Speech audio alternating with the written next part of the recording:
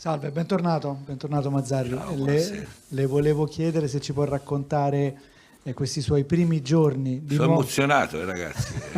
Giuro, dopo vede. 23 anni di carriera mi avete fatto riemozionare. Vabbè, Quindi questo ve lo devo dire. se ci può raccontare questi giorni e soprattutto se pensa da questi primi giorni che questa è la squadra più forte che lei abbia mai allenato. Allora, cominciamo. Allora, sicuramente sì, parto dalla fine così.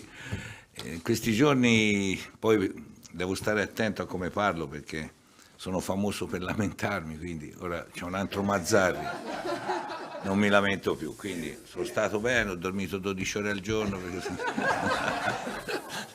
Non è stanco? Non sono stanco, ero in campo un'ora e mezzo fa, mi hanno fatto fare la doccia con calma e sono venuto. No, davvero, via, tutto bene, è vero. Il gruppo ha visto da fuori, è chiaro, poi visto quello che hanno fatto con Spalletti, un capolavoro l'anno scorso, era un piacere vederlo, mi emozionavo a vedere il Napoli perché giocava bene in Italia, fuori.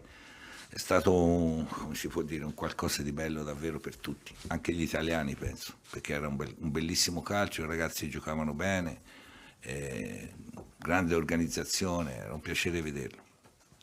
È vero che quando ti vedi una squadra così, uno che ha fatto l'allenatore per 23 anni spera di poterli allenare, grazie al presidente che mi ha chiamato, penso di allenarli almeno fino a fine anno.